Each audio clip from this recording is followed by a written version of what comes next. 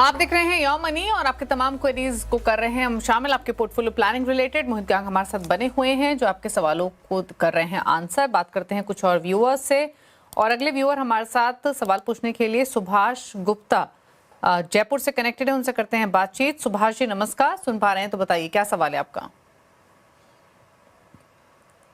सुभाष जी अगर आप सुन पा रहे हैं तो अपना सवाल पूछिए प्लीज। हाँ, ये मेरे पास कुछ फंड्स हैं, वो मैंने ओके, डिटेल्स आपको भेजी हुई है। काफी बड़ा पोर्टफोलियो आपका, लमसम और एसआईपी पोर्टफोलियो का। ये एसआईपी बताएं है। क्या पूछना चाहते हैं। अच्छा, आपने जो बाकी डिटेल भेजी है, जी जी बताएं। फंड्स के बारे में पूछना है। ठीक है, तो बेसिकली इन्होंने जो अपने पोर्टफोलियो भेजा है मोहित, उसमें एसआईपी जिन फंड्स में इन्होंने की हुई है उनमें लमसम एलोकेशन कितना हुआ है सो फार, उसकी डिटेल्स भी भेजी है। फंड्स काफी सारे हैं, 5000 ईच डाल रहे हैं, 50,000 की इनकी एसआईपी चल रही है, तो यानी 10 फंड्स इन्होंने रखे हुए हैं। Franklin India corporate debt, Tata Nifty realty index fund, HDFC balance advantage, HDFC large cap, SBI contra, Motilal Oswal Nifty next 50 index, Invesco India small cap, Aditya Birla Nifty India defence index, SBI large mid cap, HDFC mid cap. 16-16.5 lakh की portfolio की value है फिलहाल। जी, तो सुभाष जी देखिए, basically आपका जो portfolio है वो थोड़ा मुझे लगता है कि ओवर डाइवर्सिफाइड है।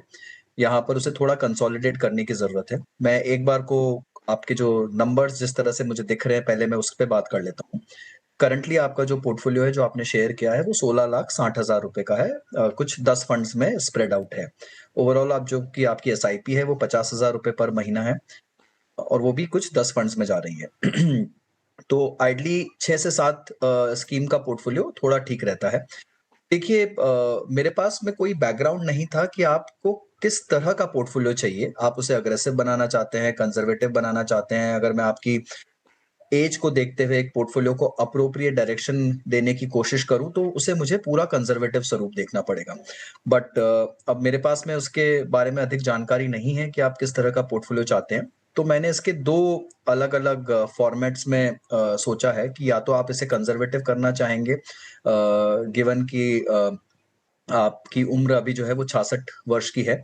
तो वहाँ पर देखिए आपका जो एक डेट फंड है Franklin India corporate debt fund, I am sure आपने कुछ सोच के उसको डेट फंड को रखा है, तो उसे 5,000 रुपए की जगह आप उसकी एसआईपी को 10,000 कर सकते हैं। एचडीएफसी बैलेंस एडवांटेज को भी आप 5 से 10,000 पे ले जा सकते हैं।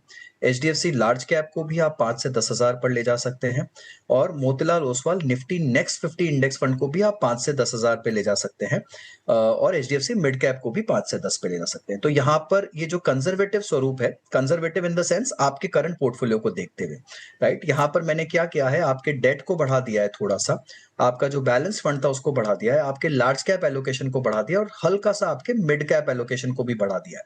यहाँ पर मैंने आपके जितने भी सेक्टोरल एलोकेशंस थे, डिफेंस हो गया, रियलिटी फंड हो गया, कॉन्ट्रा हो गया जो कि थीमेटिक है और स्मॉल कैप हो गया, उसको मैंने यहाँ से हटा दिया है। तो 50,000 रुपए की एसआईपी को 5 फंड्स में स्ट्रक्चर कर दिया है, थोड़ा सा कंजर्वेटिव स्वरूप दे दिया है क्योंकि यहाँ मैंने डेट और बैलेंस एडवांटेज और लार्ज कैप का एलोकेशन बढ़ाया है। अगर आपको लगता है कि आप अग्रेसिव स्वरूप ले सकते हैं इससे थोड़ा सा ज्यादा एक स्टेप ऊपर, तो उसका जो मॉडरेट वर्जन रहेगा वो ये रहेगा कि आपका जो फ्रैंकलिन का कॉर्पोरेट डेट फंड है उसे आप 5,000 रुपए पे कायम रखें। Balance advantage fund, large cap fund और निफ्टी नेक्स्ट 50 फंड है, ये तीनों फंड्स को मैं डबल कर दूंगा, 5 से 10,000 पे ले जाऊंगा।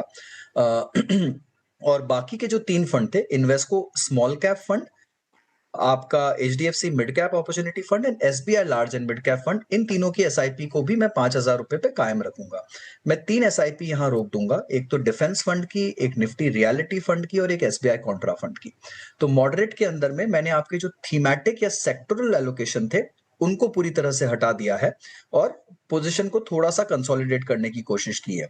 तो मेरी राय आपसे यही रहेगी कि एक असेसमेंट करिए कि किस तरह का इक्विटी पोर्टफोलियो आप चाहते हैं, किस तरह का आप रिटर्न प्रोफाइल चाहते हैं और क्या लिक्विडिटी सिनेरियो और कितने टाइम का चाहते हैं। और हो सके तो किसी अच्छे फाइनेंशियल एडवाइजर के साथ में जुड़ जाइए, बिकॉज मुझे लगता है आपको उसकी जरूरत पड़ेगी शायद एक पोर्टफोलियो को अच्छा और परफेक्ट स्वरूप देने के लिए कि आपको कैसे एज वाइज किस स्टेज पर गाइड करके कितना इक्विटी से डेट में मूव करना है, कितना और कंजर्वेटिव करना है, ये बैलेंस में मूव करना है, वो सारे स्टेप बाय स्टेप आपको प्रोसेस के साथ चलना पड़ेगा। तो शायद किसी अच्छे फाइनेंशियल एडवाइजर से जुड़ने की मेरी आपको राय है। अदरवाइज मैंने आपको अपनी तरफ से जितना मैं समझ सकता था, मैंने आपको 2 फॉर्मेट्स दे दिए हैं आपके पोर्टफोलियो के। तो ये रही सलाह आपके पोर्टफोलियो को लेकर। अब पूछ लेते हैं मोहित के टॉप 4 फंड्स। मोहित बताइए। जी दीपाली जी, देखिए कुछ बहुत ज़्यादा बदलाव नहीं है मेरे टॉप 4 फंड्स में। तो हमेशा ही लार्ज कैप में इंडेक्स फंड की राय रहती है और यहाँ पर या तो आप बंधन निफ्टी 50 इंडेक्स ले सकते हैं या यूटीआई निफ्टी नेक्स्ट 50 इंडेक्स ले सकते हैं। दोनों ही इंडेक्स मुझे अच्छे लगते हैं। मिड कैप में active allocation Edelweiss mid cap, यहाँ इन्वेस्को मिड कैप भी कंसिडर किया जा सकता है। स्मॉल कैप में इन्वेस्को इंडिया स्मॉल कैप, यहाँ पर आप चाहें तो फ्रैंकलिन स्मॉल कैप को भी कंसिडर कर सकते हैं। और एक कमोडिटीज एलोकेशन जो मुझे लगता है होना ही चाहिए आपके पोर्टफोलियो में, तो वहां पर आदित्य बिरला सन लाइफ गोल्ड फंड की राय रहेगी। तो ये रहे मोहित के टॉप 4 फंड्स। आपकी स्क्रीन पर नोट कर लीजिए, पोर्टफोलियो बना सकते हैं इनकी चॉइसेस के हिसाब से। थैंक यू मोहित आने के लिए शो में। इसी के साथ एक ब्रेक का वक्त हुआ है। ब्रेक के बाद भी खबरें जारी CNBC आवाज पर। नमस्कार।